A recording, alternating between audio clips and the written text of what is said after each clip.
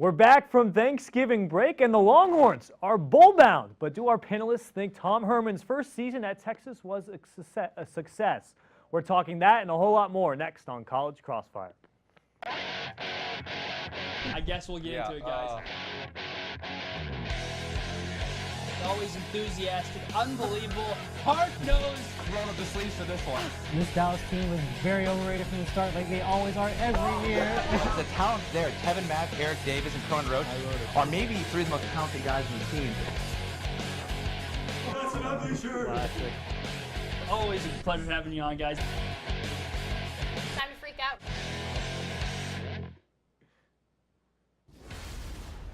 Good evening, and welcome into College Crossfire. I'm your host, Mark Skoll Jr. Glad to have you on your Wednesday night. Let's go ahead and meet our panel. Thomas Fitch, looking better than me already.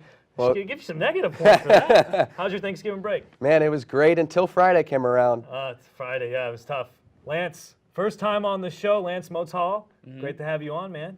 Good to be here. Great to drop some takes. Oh, I'm excited. I'm excited. And then last but not least, Sean Mapes. I don't know how many times you've been on this semester, but glad to have you on once again. Yeah, nice to be here. Nice to be wanted. All right, guys, let's get started. On Monday, Texas All-American offensive tackle Connor Williams announced he is foregoing his senior year to enter the NFL draft and is skipping the bowl game as well. What do you guys think of this move? And should guys like linebacker Malik Jefferson, safety Deshaun Elliott, and punter Michael Dixon do the same?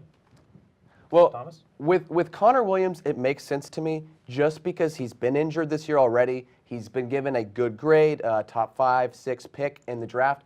But the other guys, and this is not just for Texas players, but for guys in general, the bowl game is the epitome of the season. It's what you've worked for, and especially as a junior or a senior, I think it's just unacceptable to skip the bowl game. You look at Malik Jefferson, who's been the face of the program since he was recruited. He was Charlie Strong's key recruit. For a guy like him to sit out the game, I think that you can't do that. Would also be Malik Jefferson's first bowl game as a Texas Longhorn, too. Lance? I agree with you somewhat, but in the end, the player has to look out for themselves, right? So remember Jalen Smith lost almost $15-16 million just because he fell getting hurt in a bowl game. Now, Connor Williams, like he was saying, already got hurt. He definitely needs to go ahead and sit out. The others, I don't blame them if they sit out, but should they play it? That's up to them. Really, they should play it for the teammates, but other than that, if they want to sit out, I have no issue with it. Yeah, a lot of money left on the table for Jalen Smith. The projected top 10 pick, like you said, $15-16 million he could have had. Now he's a second-round pick for the Cowboys. Sean? Yeah, it put his career in jeopardy, too. Not only that. That's why I have no problem with guys skipping bowl games. Especially, I mean, if we're really going to be honest here, did Connor Williams and Malik Jefferson come to play in the Liberty Bowl or the Texas Bowl? This season, like, no one, it's not the epitome of your season when you're this bad. The epitome of your season is winning rivalry games, doing well in the conference, and that's why I'd like. Who cares what happens in the Texas Bowl? Like, honestly, does that really change this Texas season that much? I have no problem if you skip. Lance, I'm going with you. You guys both had good points, but if there's money on the table, I've been a big proponent of it in the NBA as well, or for the NBA draft as well. If the money is there, you take it. Bowl game is pointless unless if you're in the national championship. Don't take money away from your own pocket. Do not take money away from your own pocket. I'm with you, Lance. All right, good points from everybody. All right, guys, Texas football coach Tom Herman's first regular season is over, and the Longhorns sit at 6-6 and are bowl eligible for the first time since 2014. A lot of ups and downs for Herman in his first year with the Horns. But how would you assess this season, and is this team headed in the right direction? Lance? It's hard to say because last season we didn't get a bowl game. The Longhorns didn't get a bowl game. This year they're going to get a bowl game. However, the record's really not great. It's right above 500. The issue, though, is the fact that it's not up to standard of what the Texas Longhorns are. So what they need to do is give him 2 more years, just like they did with Charlie Strong. And in those 2 years, if he doesn't at least get into more bowl games or get a better record than Charlie Strong did, you got to get rid of him. And I think that's what's going to end up happening to the point where they're going to try another big push for Nick Saban. Really? I think it'll be another big push for Nick Saban. Alabama's already starting to decline, right? So you push for Nick Saban. He likes to leave. He likes to build programs. He doesn't really get to maintain them that much. He likes to build them. So he'll be coming in for the Longhorns, and he'll build that program up. Wow. So you're saying that we have this on record. So in 2 years, we're going to come back. I'll come back in 2 years and be like, Drop Oh, the right. mic. Wow. Yeah. Wow. So you think Herman's going to be gone in 2 years? Wow. Yep. Big take there. He wasn't lying, Sean. Yeah, I definitely think the season is a disappointment for the Longhorns, for Herman, because really, if you think about it, this season, I know they've had more close losses against better teams, but all in all, you are what your record is. I mean, a lot of those games they didn't deserve to win because the offense let them down. The defense deserves to win those games. The offense did not. Offense was terrible this year, and Herman's an offensive coach. That's why I think this year is a complete disappointment. This year really is not that different from last year, other than they won the Kansas game. If they lost the Kansas game again, it would be the same exact record. That's why I think Herman, big disappointment. But next year is also going to be really hard for him, kind of, because we talked about the guys that might leave and having to rebuild that after this season. It's going to get nothing but harder for Herman. It's definitely going to, especially like with those guys we mentioned in the first question, Malik Jefferson, Connor Williams. Those are the guys who've been the staple on both sides of the ball, and to lose those guys, it'd be tough. Man, I mean, you look at it. You beat Tech. You go to 7-5.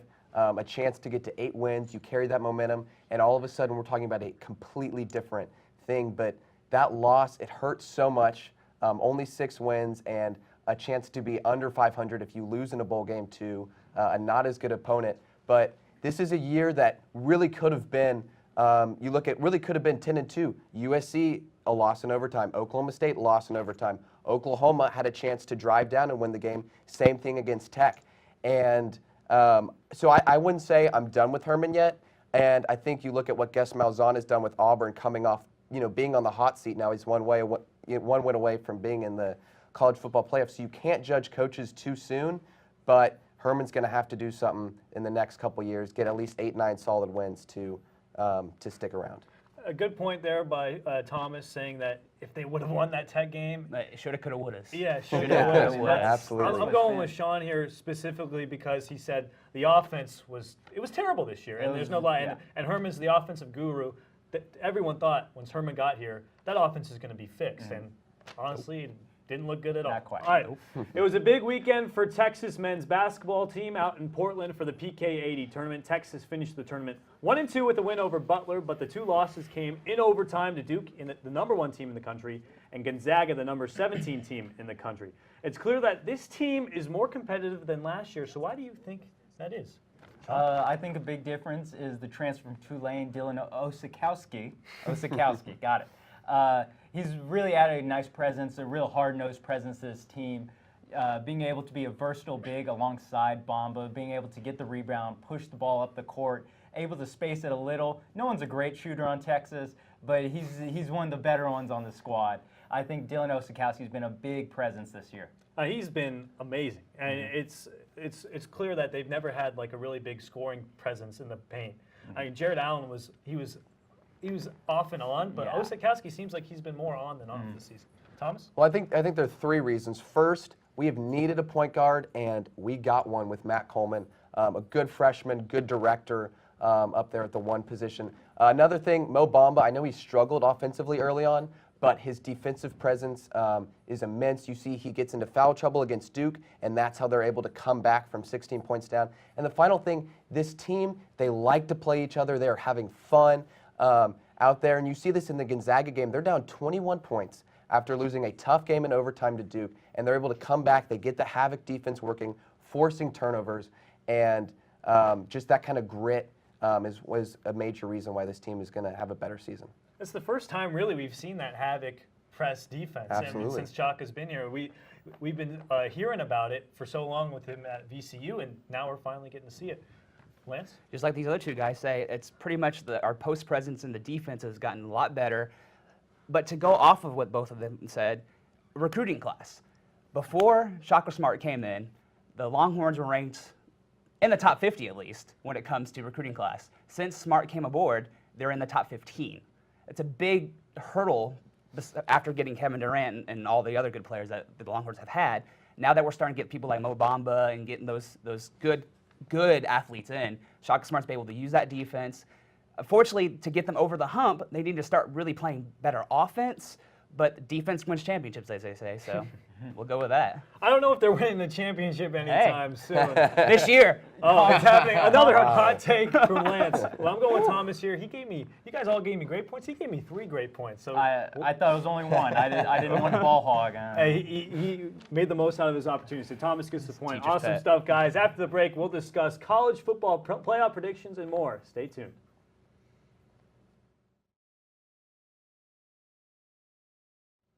Welcome back in the College Crossfire, your home for live sports debate on the 40 acres. Let's take a look at the scoreboard. We got ones all around. Close debate here, you guys. Close game. All right, let's get into it. Big news in College Station. Aggie football head coach Kevin Sumlin is out at A&M after 6 seasons. And his time in College Station, the Aggies won 51 games, had 7 first-round picks, a #1 overall pick, and, oh yeah, a guy named Johnny Manziel won the Heisman. Was it the right call to can Sumlin? Thomas. Well, it depends on who they hire. If they go with Jimbo Fisher, which is who they're looking at right now, I would think it would be a poor decision. But I think the smart decision is to go with an in-state guy like Chad Morris. Morris Really? coached high school football in Texas in 1994 to 2009. He actually coached Garrett Gilbert at Lake Travis. He also, his first 2 recruiting classes in SMU, all Texas high school guys. So he knows Texas high school football. He knows the coaches. I think he would be the perfect coach to bring in to College Station who could get you a good recruiting class early on. I don't think Jimbo's able to do that. Really? Jimbo, a guy who's won a national championship. He's had a Heisman caliber player. He's recruited guys from Texas to Florida State. You don't think he'd do well at I College think Station? it's different. I think to get a complete recruiting class, you gotta know the coaches. Wow. Hot takes all around. Lance, what about you? Oh, man. Jimbo Fisher, I think, would be the perfect choice for the A&M Yeah. job. Yeah. Apparently, other people don't think that. But was it the right time to fire Sumlin? Yes. Even though he had a winning record, you're not winning the SEC. So it's time for him to move on to another school, probably somewhere up north. But with A&M having that vacancy, I really don't know. I mean, Fisher should be the one that they hire, but I don't think Fisher's going to come down. So will they look at maybe a Lane Kiffin? Will they look at, well, they definitely will look at that guy from Ohio State who technically did get hired on by Tennessee, but he's getting bought out now. But going back to the original point, should he have been fired? Yes, he wasn't winning championship, and that's the #1 thing in the end is you play to win the game. You play to win the championship. So yeah, it's the perfect time to fire him. And A&M hasn't won a championship since 1939, so it's been a while. Marty Schottenheimer syndrome. That's what I call it. That was a great year, though. Best year of all the Aggies fans' They lives. peaked.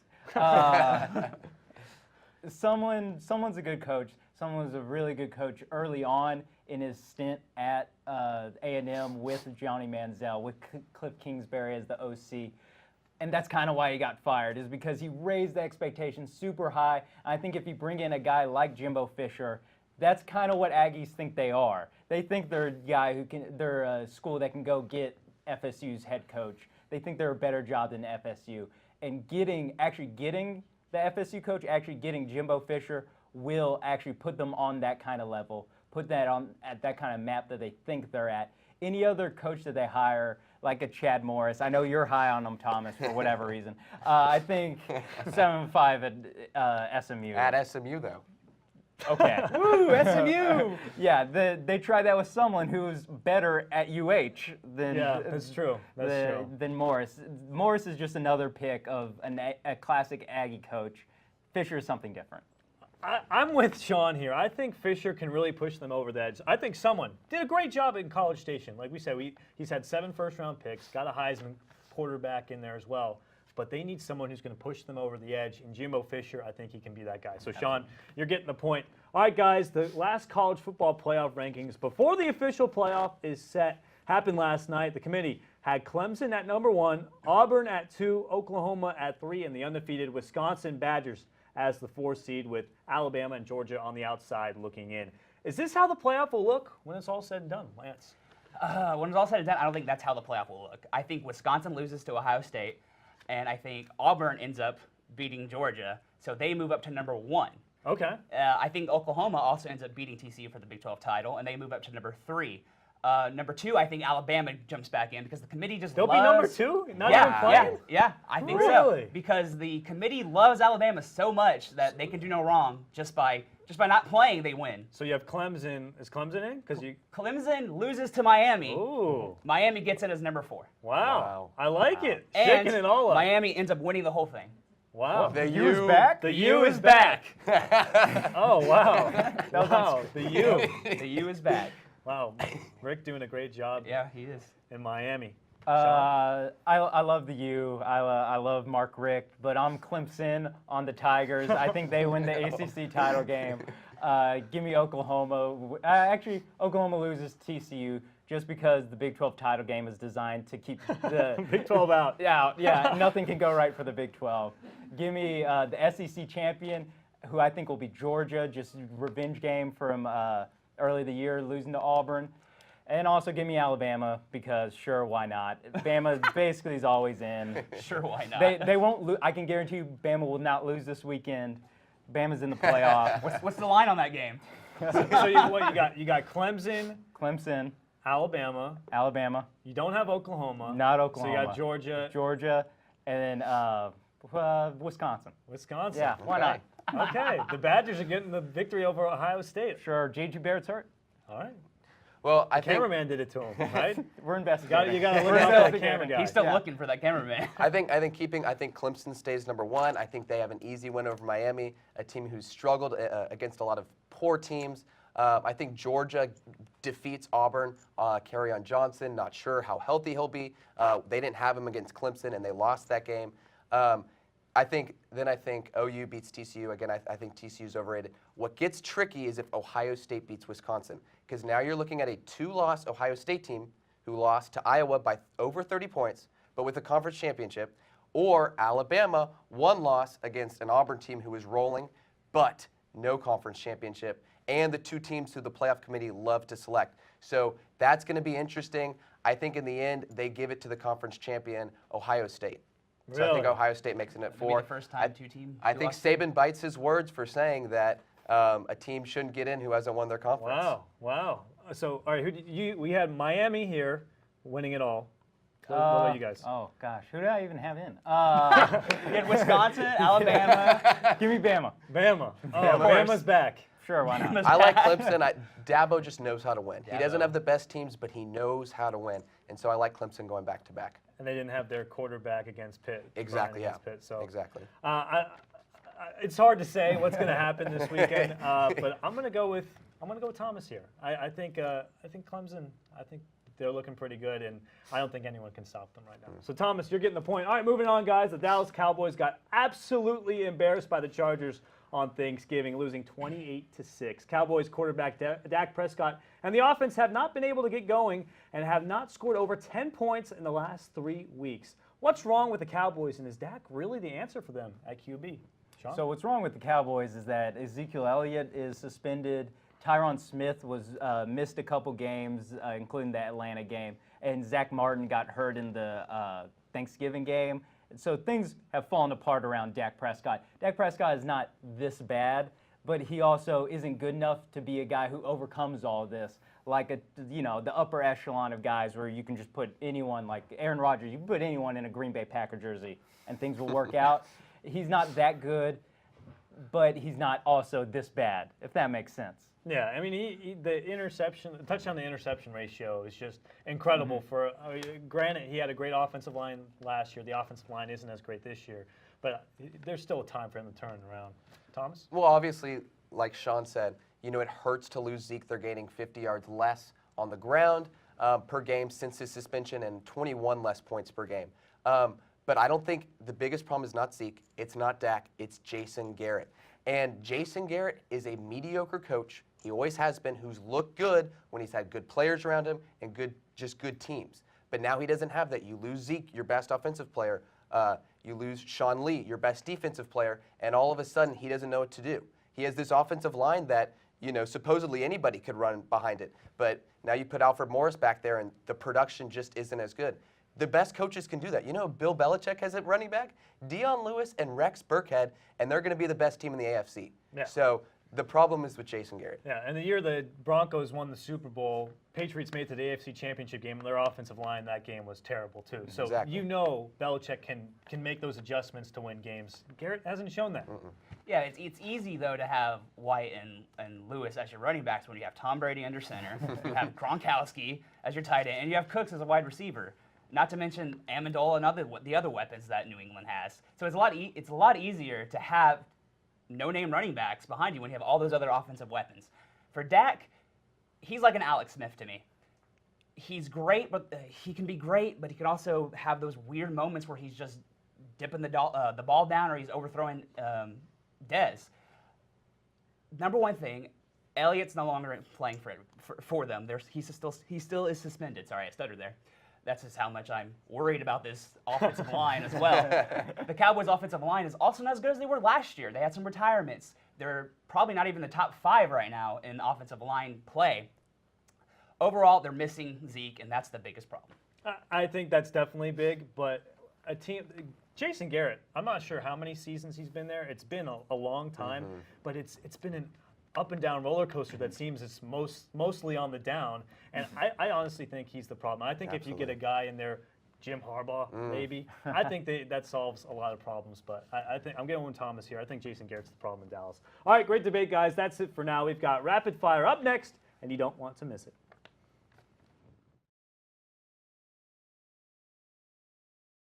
Welcome back to College Crossfire. It's heating up in here for some Rapid Fire for those of you watching at home. Each question in Rapid Fire is worth 2 points, so anyone can still take home the victory. Let's take a look at the scoreboard. Yeah, Thomas, the freshman, leading the way with 3. Lance, he's got 1, but we gotta do something. he's got plenty of time. And I'm Sean, feeling like number 2. feeling like not 22, but feeling number 2. He's not Marlin yet. Not yet. Bronze is fine. Bronze is good. But I'm taking that gold. Yeah, still plenty of time. Arya Bastami came back a couple times with the Round Rock Donuts down late. So you still got it, man. You still got it. All right, guys, here we go. Texas is bowl eligible for the first time since 2014, and on Sunday we'll know where the Longhorns will be headed for their bowl game. So the question is this: what bowl game and opponent do you want to see Texas play? And since it's rapid fire, jump in. USC. I want a USC rematch. Oh. That game was amazing. All right. It went to double overtime. I want to see it happen again. All right, what bowl? Let's go with the Alamo Bowl because it's an easy drive. Does that even work with the?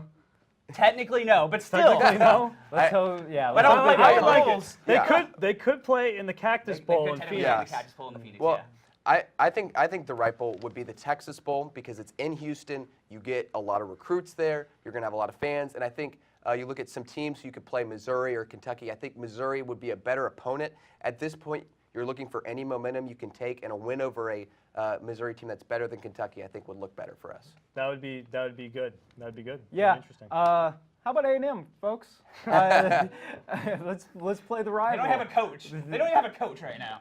That's good for UT. Don't have an offensive line. It doesn't. Sure, too. Yeah, let's get the rivalry restarted in the Texas Bowl because. Texas Bowl. Yeah, why not? All right. I'm going to go with Lance here, even though he didn't get the correct bowl conferences your rules. correctly. But Texas was in the Texas Bowl in 2014. Yeah, that was no fun.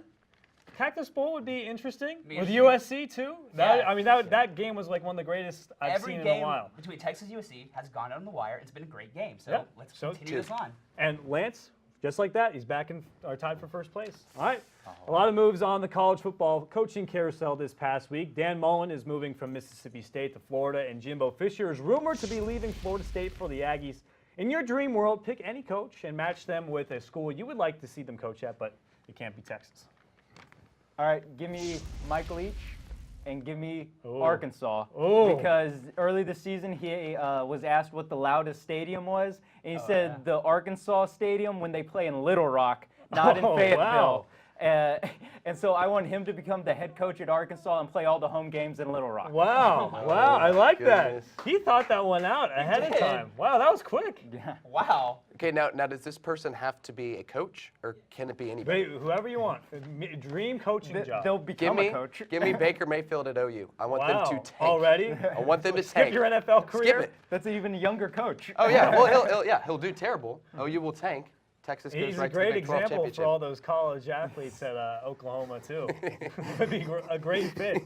Lance? Give me Manziel at A&M. Oh, my Just because goodness. to see the dumpster fire that would happen with that, let's see how he can discipline his players. Let's see him partying with his The players. same thing as Mayfield and OU. But this, You guys just but- want these programs just to go Oh, down. absolutely. It's not even to tank. I don't care if the program goes down or not. It'll be just fun to watch. Like imagine just like the TMZ videos of Johnny Manziel with his football players at the bar, or going to rehab. All right, I'm going with Sean here. I think Manziel and Baker need to take care of themselves first before they take care of the football team. And I like the answer about the Little Rock. And picking an actual coach. So, It's a dream. so Sean, you're getting the points. All right, guys, last question of the night. We've got, here we go, sad news in the NFL. Long time New York Giants quarterback Eli Manning has been benched for Geno Smith. The catch is Manning hasn't missed a start since in 210 straight games. Unbelievable streak for Manning coming to an end. So for the win, what is your favorite sports streak? Cal Ripken. Cal Okay. Ripken's MLB single start record it will never be broken. It'll never No. be broken. It just shows you how much of a workhorse he was, how much he cared for that team, how much he wanted to play baseball. And to the point where when he broke the record, he did the lap around the entire stadium, thanked all the fans. That's what I want to see. That's the best thing in sports is that record. Wow. Give me Joe Amazing. DiMaggio's 56-game hitting streak, because unlike Manning and Ripken, for just showing up, they get a streak. DiMaggio had to go out there and get a hit every Whoa. night. That is impressive. He had to do Oh, that's something. true. You tell me that Okay. when DiMaggio gets to play some good pitchers. I think, and let me finish on this. The All right. Chicago Cubs, without a World Series, over 100 years. But the reason it was an awesome streak is it was awesome to see it broken. Anytime how often do you get to see a 100-year streak broken? That's not much. So I think that's really cool. Boston streak when Boston won. I just think for me that was a couple years ago. I thought that was really cool. I never really liked to play to the heartstrings, but it worked this time. Thomas. Surprise, Thomas. surprise. Getting the win. His first win ever on college Crossfire. Congratulations. Do we have time for surprise. FaceTime? We do. Thomas, All take right. it away. Well, this is my last chance to be able to do this. This is about Deshaun Elliott, who is fearless not just on the field but off the field. He dated Haley Strong. If that last name sounds familiar, that's because it is Coach Charlie Strong's daughter. That's right. Charlie Strong, probably the strongest, most ripped coach in all of college football, and he dated her. That is a very gutsy move. If you break her heart, you're running sprints the rest of the season. You're not playing in games. You're running up and down the sidelines during the games. But he's off to the NFL, so good luck to him in his career, and hopefully he wins the Thorpe Award. Well, he could. And, could. We'll In the see. running as a He finalist. hasn't officially declared yet for the draft, but it definitely looks like it's going to happen. It's still gonna All right, guys, that's it for College Crossfire. Thomas Fitch is the champion. Don't miss College Press Box next Monday at 9 for a recap of all sports news on the 40 Acres. Special thanks to everyone in studio, Master Control, and to you for spending your Wednesday night with us. Till next time, I'm Mark Skoll Jr. Good night.